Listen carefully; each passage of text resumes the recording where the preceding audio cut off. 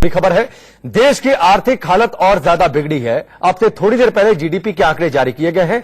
GDP का आंकड़ा पहली तिमाही में गिरकर 5% रह गया है। आपको बता दें, इससे पहले की जो तिमाही थी उसमें 5.8% थी, यानी 6% से कम। और अब ये तिमाही जीडीपी के आंकड़े गिरकर 5% तक रुक गए हैं। इस वक्त की बड़ी खबर, अब से थोड़ी देर पहले केंद्रीय सांख्यिकी कार्यालय यानी सीएसओ ने जीडीपी के आंकड़े जारी किए हैं। वित्तीय वर्ष की पहली तिमाही यानी 2019-20 फाइनेंशियल ईयर का पहले जो 3 महीने रहे उसके जो जीडीपी के आंकड़े हैं वो गिरकर 5% पर आ चुके हैं। इस वक्त की बड़ी खबर, लगातार ये दूसरी तिमाही जिसमें 6% से कम ग्रोथ रेट रही है और ये इस बात का संकेत है कि अर्थव्यवस्था सुस्ती के दौर में है, यानी आर्थिक हालत देश की और ज्यादा बिगड़ी है। इस वक्त की बड़ी खबर, अप्रैल से जून जो पहली जो तिमाही है उसके जीडीपी आंकड़े जारी हुए हैं। अब से थोड़ी देर पहले लगातार दूसरी तिमाही में 6% से कम, पिछली तिमाही में 5.8% जीडीपी का आंकड़ा था और इस तिमाही में 5%। निराशाजनक संकेत देश के आर्थिक हालत को लेकर। रीमा पराशर इस वक्त हमारे साथ जुड़ चुकी है, सीधे उनका रुख करते हैं। रीमा, देश की आर्थिक हालत कितनी ज्यादा खराब होती जा रही है, क्योंकि ये दूसरी तिमाही में लगातार ऐसा हुआ है कि 6% से कम, पिछली तिमाही में 5.8 और अब तो 5 पर आकर रुक गई।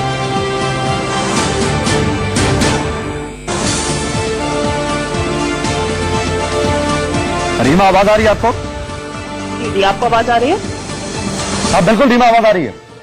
हाँ, तो ये पहले से ही अनुमान था कि इस बार 5.5 तक विकास दर हो सकती है, लेकिन ये उससे भी कम होकर अगर 5% ही हो गई है तो जाहिर तौर पर चौंकाने वाला आंकड़ा है। क्योंकि जो हमारे सूत्र फाइनेंस मिनिस्ट्री में उनका कहना था कि सीधे तौर पर जिस तरह से सभी सेक्टर्स में इस वक्त अर्थव्यवस्था की जो हालत है उसको देखते हुए ये बात जाहिर थी कि इस बार विकास दर थोड़ी घटकर आएगी। लेकिन ये 5.8 से घटकर अब 5 पर आ गई है, तो मैन्युफैक्चरिंग सेक्टर में बड़ी गिरावट आई है और ये इस आंकड़े को दर्शाता है कि इस वक्त फिलहाल जो ऑपोजिशन अर्थव्यवस्था की हालत को लेकर सरकार घरे में खड़ा कर रहा है, तो ये बड़ी चुनौती है सरकार के लिए। और अब से कुछ ही देर पहले वित्त मंत्री निर्मला सीतारमण ने भी एक प्रेस कॉन्फ्रेंस की और तमाम जो उन्होंने सुधार की दिशा में कई कदम उठाए हैं उसके बारे में। ठीक है रीमा, मैं आपके पास आऊंगा। इस वक्त शरद कोहली जी हमारे साथ जुड़ चुके हैं जो कि आर्थिक एक्सपर्ट हैं, मैं उनका रुख करूंगा।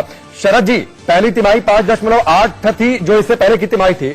लगातार ये 7वें साल में किसी तिमाही की शुरुआत यानी किसी फाइनेंशियल ईयर की शुरुआत जो पहली तिमाही से होती है, इतनी ज्यादा कभी जीडीपी रेट गिरी नहीं, 5% सिर्फ। ये मुझे इसमें बहुत ज्यादा हैरानी नहीं है, क्योंकि जो अप्रैल मई जून का जो तिमाही थी उसमें हम देखें तो मॉडल कोड ऑफ कंडक्ट लगा हुआ था। इलेक्शन थे, इलेक्शन के रिजल्ट आए और रिजल्ट आने के बाद सरकार बनी, तो पॉलिसी पैरालिसिस जो हो जाता है उसको पॉलिसी पैरालिसिस कहते हैं। तो ज्यादातर इस तिमाही के हिस्से में वो पॉलिसी पैरालिसिस सा बना रहा, तो उसकी वजह से जो पब्लिक स्पेंडिंग होती है, जो सरकार ने खर्चा करना होता है, जिसकी वजह से इकोनॉमी को एक इंजन मिलता है, वो एक तो वो कम फायर करता रहा। पहली बात तो ये। दूसरा, प्राइवेट इन्वेस्टमेंट आपने अभी मैं सुन रहा था, बिल्कुल ठीक कहा, वो बात बिल्कुल सही है कि प्राइवेट इन्वेस्टमेंट नहीं हो रही, जिसकी वजह से फैक्ट्री आउटपुट डाउन है। और उसी की वजह से जो हम बेरोजगारी की दर देख रहे हैं जो 45 साल में सबसे ऊंची स्तर पे है इस समय, वो इसी कारण से है। और नहीं तो एक शरद जी, एक आखिरी सवाल, पिछले 7 साल में और भी तो चुनाव हुए, 2014 का भी चुनाव हुआ था, तब भी जो पहली तिमाही की शुरुआत थी वो इतनी बुरी नहीं थी। मैं आपकी बात से पूरी तरह से सहमत हूं और इसके पीछे 2 कारण है। आपके अगर प्रश्न के मैं उत्तर दूं तो उसके 2 कारण है। एक तो जो अंतर्राष्ट्रीय स्तर पर अगर हम देखें तो एक मंदी का दौर चल रहा है, चाहे आप हम यूके की बात करें, जर्मनी की करें, यूएस की करें, कनाडा की करें, अक्रॉस यूरोप, यूएस चाइना का ट्रेड वॉर चल रहा है। तो अंतर्राष्ट्रीय कारण भी होती है जिसकी वजह से भारत की अर्थव्यवस्था अर्थव्यवस्थाएं आपस में जुड़ी होती है। एक ये कारण है। दूसरा कारण मैं मानता हूं कि कंजम्पशन लेवल है हमारा इस समय, लोगों की परचेजिंग पावर कम हो गई है, लोग पैसा सामान खरीद नहीं रहे हैं। तो इसको हम साइक्लिकल चेंज भी कह सकते हैं और इसको हम स्ट्रक्चरल चेंज भी कह सकते हैं। हालांकि बयान ठीक है शरद जी, हमसे जुड़ने के लिए आपका बहुत बहुत शुक्रिया। रीमा भी हमारे साथ जुड़ी हुई थी। अब से थोड़ी देर पहले जीडीपी का